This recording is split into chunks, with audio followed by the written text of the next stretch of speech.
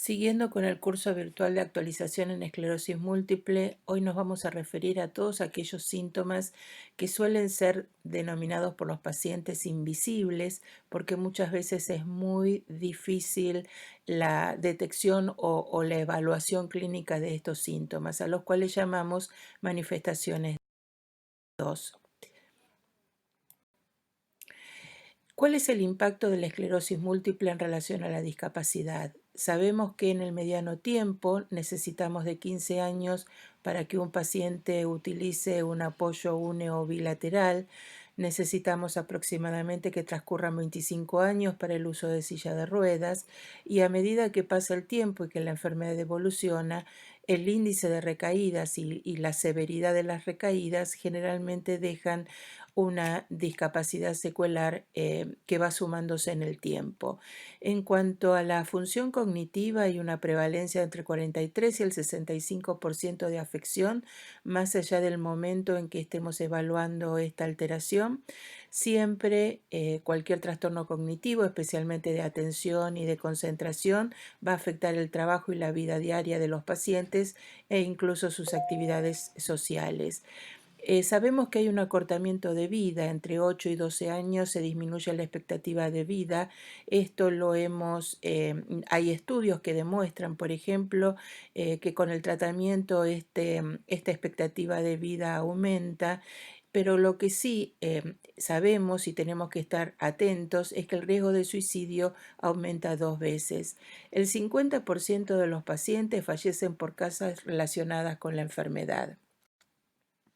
¿A qué llamamos síntomas que influyen en la calidad de vida? Bueno, hay algunos síntomas que son evidentes, como puede ser la disfunción en la visión, la diplopía, los trastornos cognitivos, el vértigo, los trastornos de los esfínteres, la intolerancia al ejercicio, los trastornos del equilibrio, algunos trastornos psiquiátricos. Sin embargo, hay otros síntomas que no son tan evidentes, no son tan reconocidos ni por el paciente, ni por los acompañantes, ni por la familia, y que si no los tenemos presentes, si no lo interrogamos puntualmente, pueden pasar desapercibidos y pueden modificar nuestra evaluación del impacto en la calidad de vida de estos pacientes. ¿A qué nos referimos? Por ejemplo, algunos casos de depresión, alteraciones del sueño que los pacientes suelen tener y generalmente no son referidos por ellos espontáneamente.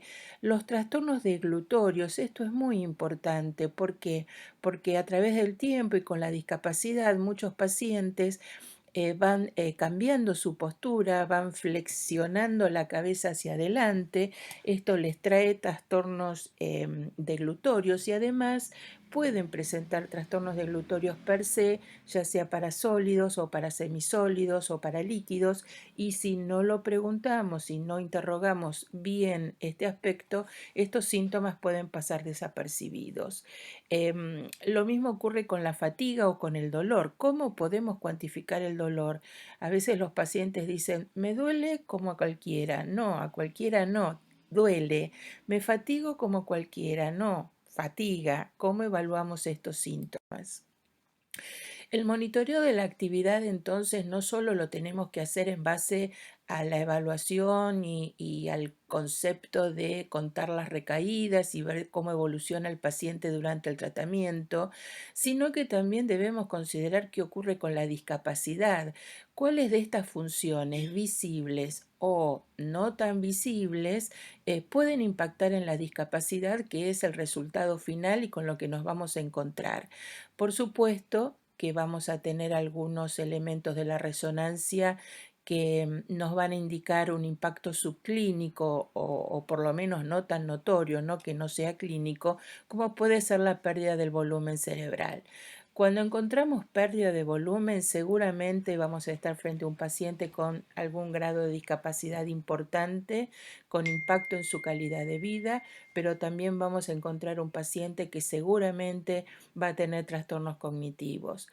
Cuando la resonancia o la evidencia clínica muestre que hay actividad en la enfermedad no significa que no está bien controlada, sino que además debemos de hacer un interrogatorio y ver cuál es su estado en su vida diaria, cuál es el impacto, no solamente valernos por la presencia de recaídas o por los cambios en la resonancia para decir este tratamiento no funciona. Sí o sí debemos de acostumbrarnos a incorporar otro tipo de interrogatorio que tiene que ver más con la discapacidad y su impacto en la calidad de vida. Aquí surgen dos evidencias distintas, o por lo menos dos intereses distintos. Uno es el interés del médico, donde generalmente nos orientamos más al diagnóstico, qué paciente tratar, cuál es la eficacia clínica o radiológica que vamos a lograr con el tratamiento decidido, cuál va a ser la respuesta terapéutica, cómo le vamos a explicar a este paciente que necesitamos un tiempo y cómo vamos a hacer el seguimiento de su respuesta terapéutica. ¿Cuál es la condición de adherencia? ¿El paciente acepta la frecuencia, acepta el tratamiento, lo va a tolerar bien? ¿Cómo podemos establecer las pautas para identificar la progresión? ¿Cuál es la expectativa de vida? ¿Cuál es la calidad de vida? Esto en realidad sería más o menos lo que en la consulta el médico trata de tener como prioridades. Sin embargo, cuando hablamos con el paciente, para el paciente sí es importante el tratamiento, pero también es importante el pronóstico, qué conoce, qué entiende de todo lo que le estamos explicando. A veces creemos que nos entienden absolutamente todo, estamos convencidos de que entendieron lo que le estamos diciendo y quizás no es tan así y el paciente se retira de la consulta con una parcialidad de su entendimiento, con la sensación de que puede ser estigmatizado por su familia, por sus compañeros de trabajo. ¿Cómo afronta este diagnóstico con la familia? Y piensa en la discapacidad, piensa en su financiamiento, piensa en su seguro social, si le va a cubrir todas las opciones terapéuticas que nosotros le estamos ofreciendo, si va a tener cobertura para todos los estudios, etcétera. Si comparamos los dos escenarios, evidentemente no hay un mismo orden de prioridades para el médico o para el paciente. Vamos a ver este caso. Se trata de una mujer ejecutiva de 35 años con una forma de esclerosis múltiple, brotes y remisiones que presenta fatiga, dificultad para dormir, dolor generalizado en el cuello, brazos, tronco y miembros inferiores. Reporta algunos síntomas de depresión, pero se siente ansiosa por sus síntomas de dolor. Y ese dolor es el que interfiere en su capacidad para funcionar tanto en el trabajo como en el hogar. Al examen revela un EDSS de 2.5, la sensibilidad generalizada en los umbrales inferiores a los esperados. Ahora bien, el síntoma predominante de esta paciente sin duda es el dolor. Ahora, vamos a ver cómo evaluamos el dolor, cómo lo consideramos. Primero, preguntarle cuál intenso es el dolor y para eso existen escalas, algunas son numéricas, otras son visuales, especialmente para los chicos o para los adolescentes. Muchas veces podemos sumar la descripción de un mapa corporal del dolor, eso nos ayuda mucho para entender la distribución, si es una distribución central, si es una distribución metamérica, si es neuropática, si es radicular. Y además debemos de saber y preguntarle cuánto dura el dolor, con qué frecuencia ocurre ese dolor, si hay alguna acción que lo mejora o que lo empeora, y si le hemos dado algún tratamiento, cómo califica la reacción al tratamiento para el dolor, si se siente igual, si se siente mejor, si se siente peor. Y en este caso, cuando hay un seguimiento, podemos comparar las escalas antes de tratamiento y después de tratamiento y además de su evaluación subjetiva, sumar la evaluación objetiva que nos pueden dar estas. Ahora bien, puede ser que existan otros síntomas sumados al dolor o que pueden provocar algún tipo de dolor, como es la espasticidad. La espasticidad es un trastorno motor caracterizado por el aumento del tono muscular. Los reflejos están aumentados, hay una hiperexcitabilidad del arco reflejo como uno de los componentes del síndrome de motoneurona superior. Ahora, ¿cómo se manifiesta esta espasticidad y cómo pueden los pacientes referirla? Primero, hay una resistencia al movimiento pasivo. Segundo, hay un compromiso de la función voluntaria. Las respuestas flexoras son incontrolables o podemos tener espasmos, hay acortamiento muscular, hay debilidad motora, hay una cocontracción espástica y lo más importante que debemos de recordar con este tipo de pacientes es que hay un efecto positivo y un efecto negativo de la espasticidad. No toda espasticidad debe ser corregida, no todo grado de espasticidad debe ser corregido. Y cuando nos referimos a esto, ¿qué estamos pensando? Bueno, en algunos momentos la espasticidad impide la normal deambulación de los pacientes están rígidos, esto genera fatiga, modifica la posición de los pies, modifica la posición de la bipedestación, cómo estamos ubicados en el espacio, cómo podemos circular, cómo podemos deambular, y muchas veces esa espasticidad necesitamos de alguna manera reducirla porque el propio movimiento puede provocar dolor o puede provocar a su vez más fatiga. Sin embargo, hay algunas situaciones donde necesitamos de la rigidez de este paciente. ¿En qué situaciones? En aquellos pacientes que están mucho más comprometidos, con mucha más discapacidad, donde hay que movilizarlos o un tercero tiene que movilizarlos desde la cama a la silla, de la silla al baño, necesitamos que sus músculos tengan algún tipo de rigidez como para ayudar a su colaborador a movilizarlo. Si este paciente nosotros disminuyéramos extremadamente la espasticidad, nos vamos a encontrar con un paciente que no va a ser colaborador en los pocos movimientos que puede realizar. Por eso siempre hablamos de un efecto positivo y de un efecto negativo de la espasticidad. ¿Cómo evaluamos al paciente? Primero, ¿esa espasticidad interfiere con la función? ¿Tiene algún trastorno en la marcha? ¿Produce deformaciones esqueléticas? Y la respuesta es no. Ese paciente no necesita un tratamiento. ¿Por qué? Porque ese grado de espasticidad no es lo suficientemente importante como para interferir en sus funciones motoras o en su calidad de vida. Sin embargo, cuando algunos de estas consideraciones aparecen como positivas, o sea que el paciente puede tener trastornos de la marcha, tiene impacto en su calidad de vida, tiene impacto en sus actividades motoras, en la higiene, por ejemplo, una espasticidad que le impide higienizarse los dientes, peinarse, bañarse, lavarse. Bueno, en esos casos los pacientes deben ser tratados o deben recibir tratamiento para la espasticidad. ¿Cuál es el objetivo? Mejorar precisamente la función para que mejore su calidad de vida, reducir del tono muscular y mejorar de esta forma el rango de movimiento y la posición articular. Ahora bien, mejorando la espasticidad, disminuyendo el tono muscular, muchas veces y al mismo tiempo podemos a su vez mejorar algunos trastornos esfinterianos.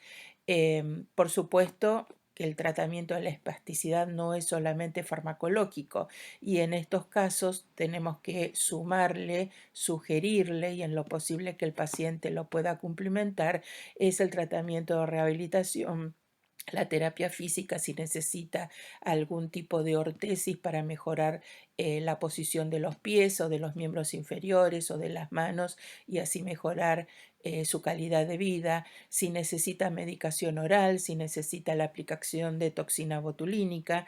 Esto quiero ser muy precisa. ¿En qué sentido? La toxina botulínica resulta cuando la podemos aplicar en pequeños grupos musculares que vamos a identificar como los más comprometidos. No es que podemos darle toxina a muchos músculos, a muchos grupos musculares, no. Debemos de empezar por el grupo muscular que está más comprometido, evaluar su respuesta y así después hacer un programa de este tipo de medicación. En algunos casos que son muy extremos, que no son respondedores a tratamiento, se puede implementar el baclofen intratecal y en otros casos que también son muy extremos, se implementa o se sugiere la cirugía. Cuando hay realmente deformidades en el pie, en los dos pies o en las manos que no tenemos forma de mejorarlos con ninguna otra opción terapéutica, bueno, en esos casos a veces hay cirugías correctoras o de reposicionamiento que mejoran la funcionalidad y por lo tanto la calidad de vida de los pacientes en sus actividades diarias.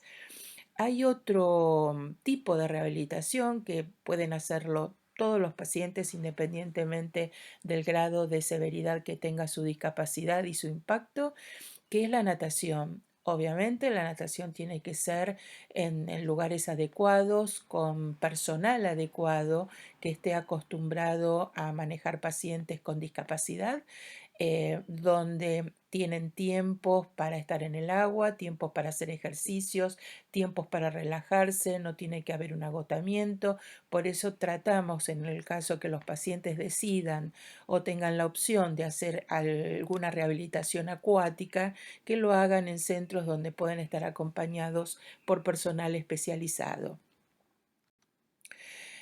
Otro aspecto en relación a la espasticidad que tiene que ver con las medicaciones es el uso de los cannabinoides. Esclerosis múltiple, FDA ha aprobado medicación para la espasticidad, es el uso, el nombre comercial es el Sativex, que es por puff, digamos, sí, es por puff, es aerosol. No lo tenemos todavía nosotros en Argentina, pero sí fue aprobado por FDA y por EMA. Hay países de Latinoamérica donde cuentan con esta medicación. El primero en legalizar o regularizar cannabinoides fue Colombia, después siguió México, en Chile está regularizado. Nosotros no tenemos todavía la aprobación regulatoria de ANMAT para el uso del Sativex. ¿Y por qué se utilizó, por qué se aprobó esta formulación? Porque, bueno, se han hecho varios estudios con el uso de aceites, con el uso de cigarrillo, y ninguno de estos ha mostrado efecto beneficioso. También se probó en un estudio con el cannabis oral, que tampoco mostró reducción de la espasticidad. Aparentemente, hasta ahora, lo único que funciona en esclerosis múltiple y solamente para espasticidad es el uso de Sativex. ¿Cómo evaluamos el trastorno de marcha? Sabemos que el trastorno de marcha está ligado directamente al compromiso de la enfermedad, a los años de evolución, al compromiso motor piramidal, y tenemos varias escalas. Uno es el EDCS, que es muy conocido por todos, el neurostatus, que relaciona la distancia con el uso de asistencia. Tenemos el test de marcha de 7,5 metros o de 25 pies, donde medimos la velocidad con que el paciente mide esta distancia, que son 7 metros y medio. Nos sirve mucho para evaluar respuesta terapéutica. Luego tenemos una escala de autollenado nos mide especialmente la calidad de marcha, pero como es subjetivamente percibida por el propio paciente, y el test de los 6 minutos, que no es lo que habitualmente usamos, sino que usamos la marcha de los 7 metros y medio, y el EDSS es lo más frecuente para nosotros en la consulta diaria. ¿Cómo manejamos, cómo tratamos esta dificultad en la marcha? Bueno, tenemos el manejo farmacológico y la rehabilitación. En cuanto al manejo farmacológico, hay un solo fármaco aprobado para mejorar el trastorno de la marcha para pacientes con esclerosis múltiple, que es la franpidina. Es un antagonista no selectivo de los canales de potasio, mejora mucho la capacidad de marcha, pero especialmente la velocidad. Los pacientes realmente, cuando son respondedores, mejoran el tiempo de su marcha. Fue aprobado por FDA y está aprobado por ANMAT, y los candidatos ideales son los pacientes que obviamente aún son ambulatorios, o sea, con un EDSS de 4 que son plenamente ambulatorios, hasta un apoyo bilateral. ¿Cuál es la dosis? La dosis es de 10 miligramos cada 12 horas. Lo que se hace es medir el tiempo de marcha antes de la toma de la medicación. Se toma la medicación y hay dos opciones. Nosotros personalmente en nuestro centro volvemos a medir a las 2 horas el tiempo de marcha, a ver si hemos encontrado algún acortamiento de la velocidad, o sea, una mejoría, y a la semana lo volvemos a citar al paciente a ver si la mejoría es persistente o sigue mejorando. Por supuesto que ningún tratamiento farmacológico es milagroso si no lo sumamos a la rehabilitación.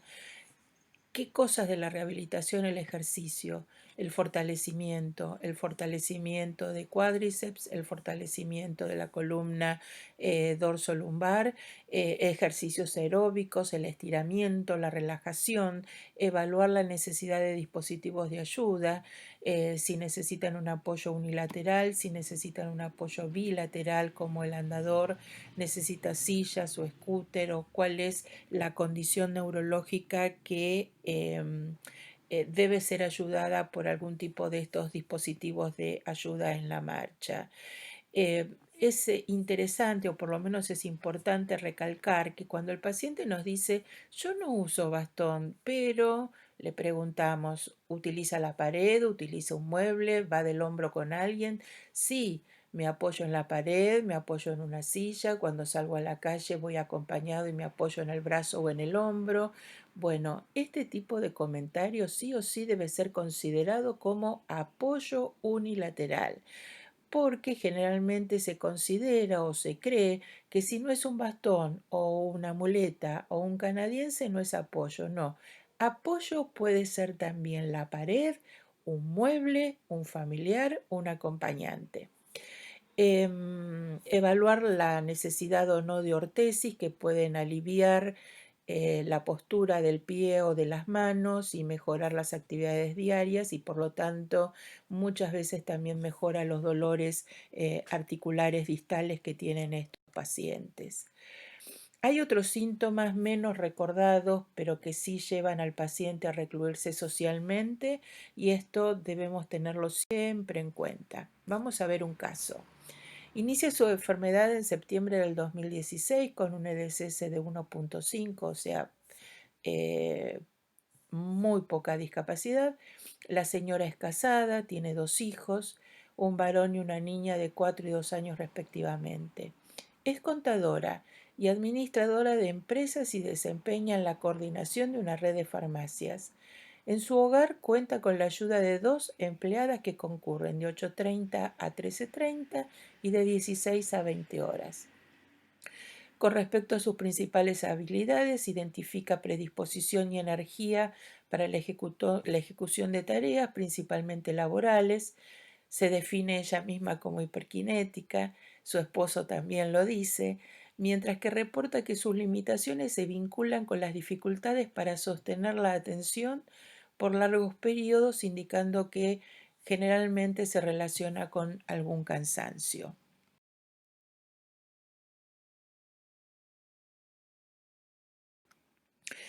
Otros síntomas que no es el caso de esta paciente, pero sí que suelen pasar desapercibidos muchísimas veces por los pacientes, y obviamente a veces en la consulta no tenemos tiempo de interrogarlos, tiene que ver con los trastornos de glutorios, con la disfagia que tienen los pacientes con esclerosis múltiple.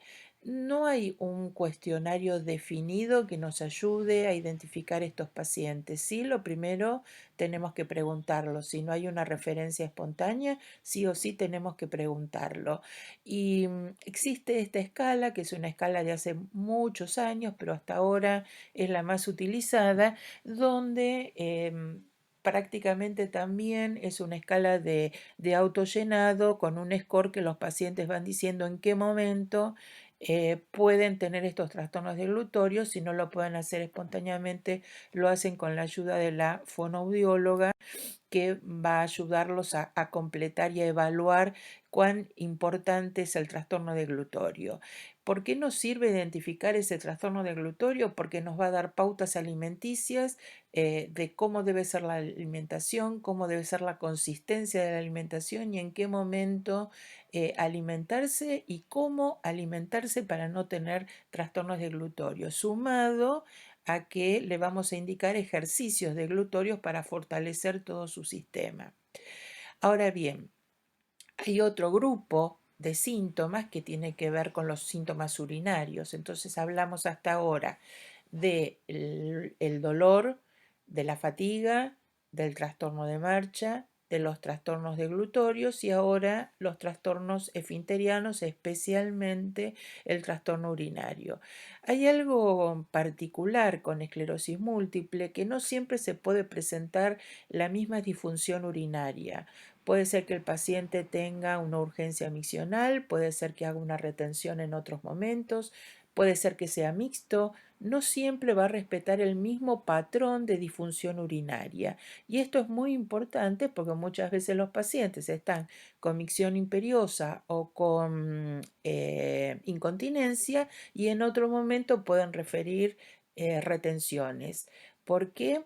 Esto debemos evaluarlo porque no siempre el tratamiento se mantiene en el tiempo. A veces necesitamos resolverlo con algún tipo de sonda o de cateterismos intermitentes y otras veces necesitamos medicación para controlar su urgencia. Les quiero comentar este caso que para nosotros fue de mucho impacto porque era una paciente que seguimos durante muchísimos años, psicóloga, fonoaudióloga. El 19 de septiembre del 2013 nos envía este mail. Nunca estuve peor. No puedo ni levantarme del baño. Esto no hace ni un mes. No me estoy medicando. El miércoles tengo turno con el neurólogo de la obra social a ver si me receta las inyecciones o me cambiará las pastillas. Espero esto con demora. En estos momentos estoy sin las inyecciones. Me decía, J. Estela era la psicóloga que la veía en el domicilio.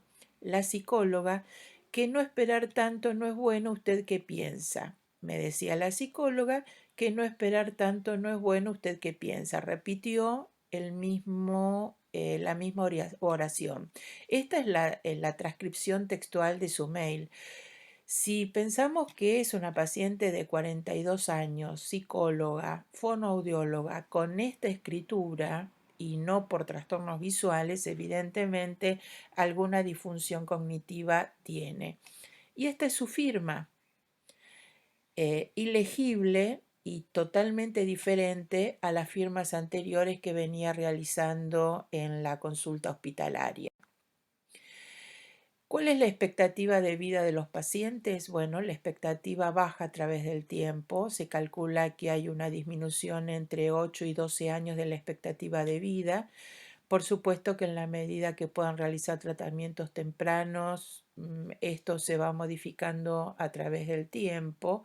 Hay un solo estudio que es el estudio de seguimiento más largo de 21 años del estudio de betaferón, del pivotal de betaferón, donde ellos demostraron que se puede prolongar 3 años más con el tratamiento temprano, se puede prolongar la expectativa de vida. O sea que hay una reducción aproximadamente del 47%. Este es otro caso, un varón de 63 años con un SSS de 7.5 en trámite en registro para electrodependientes por cuestiones de salud. Abogado, manda este mail. Que de la evaluación surge que esclerosis múltiple, esto él hizo una presentación al ENRE en su momento para que le habilitaran no tener cortes de luz por ser electrodependientes. Esto es lo que le responde a su pregunta, a su carta, lo que responde el ENRE. que de la evaluación surge que esclerosis múltiple es una enfermedad crónica del sistema nervioso central, está presente en todo el mundo y es una de las enfermedades neurológicas más comunes en la población entre 20 y 30 años. Puede producir síntomas de fatiga, falta de equilibrio, trastornos visuales, dificultades de habla. El curso de la esclerosis múltiple no se puede pronosticar en su evolución, no es contagiosa ni hereditaria. Que por lo antes expuesto, un corte en el suministro eléctrico no pone en riesgo la calidad de vida del paciente consignado ni la salud del mismo. Para finalizar, y a fin de mantener la condición de electrodependiente, a fin de no tener que mudarme, contesta el paciente, y o trasladar la medicación, etc., cada vez que sugieren cortes inesperados o indefinidos, agradeceré consideren lo expuesto para responder en tiempo y forma a la disposición recibida. ¿Qué es lo que pasó? El ENRE le dijo que, como ustedes lo leen, que haya un corte eléctrico no pone en riesgo la calidad de vida. A ver, es un paciente electrodependiente, vive de su silla de ruedas conectada a la fuente energética para poder trasladarse, para poder, digamos, trabajar incluso, porque él es abogado, concurría a su estudio jurídico. ¿Qué es lo que ocurrió? El paciente se suicidó al poco tiempo porque entró en un estado depresivo muy importante. No significa que esto haya sido la causa directa, pero evidentemente la estigmatización, el hecho de decir no le corresponde, a usted no le va a pasar nada, no me importa que tenga esclerosis múltiple, no valorar y no evaluar el impacto que el hecho de no tener luz no significa que la heladera no va a estar llena ni va a tener comida. No, era poder ir a trabajar y manejarse para la carga de su silla de ruedas. Bueno, lamentablemente no fue un final que nos hubiera gustado. No todo es tan simple, esto es importante y aquí es fundamental el rol de los equipos de salud. Quiero recordar Florence Nightingale, la denominada la Dama de la Lámpara, y es el emblema de las enfermeras en Inglaterra y por supuesto en mi hospital. Cada paciente tiene una relación con su equipo de salud, quien toma la responsabilidad de su cuidado en todos los estadios de su enfermedad. El equipo debe estar coordinado y proveerse de información tecnológica y todo lo relacionado a mejorar la intervención. El espectro de la esclerosis múltiple obliga a los equipos de salud a adecuar los cambios con flexibilidad. Por supuesto que la atención debe ser integral y este no es un comentario superficial. Todos tenemos, los que nos dedicamos a este tipo de enfermedades, tenemos metas, tenemos desafíos. La meta es lograr la mayor potencialidad en su estado físico para mantener la vida lo más normal posible, que su calidad de vida no se afecte, que sus actividades de la vida diaria no se afecten, que puedan desarrollar y tener su familia, que puedan trabajar, que puedan tener expectativas de vida. ¿Cuál es el desafío con el que nos encontramos? Primero, la cronicidad. Segundo, que el curso es variable y es incierto, que hay síntomas que van a ser muy visibles y otros que no van a ser visibles, como fue todos los síntomas que mencionamos antes. Considerar que los pacientes quizás necesiten un tratamiento psicológico o psiquiátrico, que los problemas de los pacientes debemos jerarquizarlos y priorizarlos, aunque no sean nuestra prioridad, y la mayor complejidad debido a la modificación de la enfermedad con los medicamentos. Por suerte, tenemos medicamentos aprobados últimamente cada vez más eficaces, con lo cual tenemos otra oferta para los pacientes y otra expectativa que nos ayuda a cumplir con dichas metas. La decisión terapéutica es compleja y no simplemente es mirar la resonancia o hacer un examen neurológico. Tenemos que considerar todos los factores clínicos del paciente, cuáles son los factores de riesgo, si podemos identificar cómo se va a comportar en el tiempo esta enfermedad, cómo va a responder al tratamiento que nosotros pensamos y sugerimos, ¿Cuál es la preferencia del paciente? Que quizás no siempre está de acuerdo con la nuestra. ¿Cuáles son las consideraciones de seguridad, de tolerabilidad, la viabilidad de que el paciente se pueda trasladar, que pueda ser adherente? Y por supuesto los factores económicos no son menores, el tipo de cobertura o no cobertura que el paciente tenga también impacta en la decisión terapéutica. Por supuesto, esto en su conjunto implica que la decisión terapéutica debe ser compartida. No la podemos tomar nosotros solos, no la puede tomar el paciente solo, debe ser una decisión compartida. Hoy por hoy sabemos que hay requerimientos de los centros de atención. El ideal es que el centro de atención ofrezca una amplitud de servicios que sea multidisciplinario, pero que además se trabaje en equipo, no solamente ofrecerlo, sino que se trabaje en equipo. Como vemos en este gráfico, está el médico general, el médico especialista en esclerosis múltiple. Vemos cómo se conforma una unidad de cuidado de esclerosis múltiple con todas las subespecialidades, desde el psicólogo, el médico fisiatra, el kinesiólogo, el terapista ocupacional, quien está a cargo del área social, esto es importante, el nutricionista, el fonoaudiólogo, el especialista de dolor, el obstetra, el ginecólogo. Por supuesto que cuantos más subespecialidades que interactúen con nosotros podamos contar en el mismo centro, mejor, pero no es una condición sine qua non. Lo importante, podemos estar todos en el mismo lugar y no tener diálogo. Lo importante es el diálogo. Hay categorías de centro de excelencia, esto es de la Asociación de Consorcio, donde lo que estamos diciendo, no todo puede estar en el mismo lugar, en el mismo edificio. Lo importante es que el neurólogo, la enfermera y el psiquiatra y quien hace neurocognición y rehabilitación puedan estar en el mismo edificio. El resto de las áreas a considerar o que el paciente necesita y le sugerimos pueden estar en otros lugares, pero sí es importante que el neurólogo, la enfermera, la rehabilitación, o por lo menos quien indica la rehabilitación, y el neurocognitivo, psiquiatra, pueda estar en el mismo centro de atención. Este es un caso interesante que nos llama a la reflexión, que salió publicado en una página de un hospital británico y fue un mensaje de un anónimo que realmente nos hizo reflexionar en algunas cosas. Y dice así: si el neurólogo escuchó un poquito sobre sus pacientes, no necesita de demasiadas cosas. ¿Puede usted comenzar a imaginar qué frustración tuve al tener un enojo, una tristeza y qué es lo que me pasó en esta experiencia? El paciente estuvo 9 meses esperando para una consulta.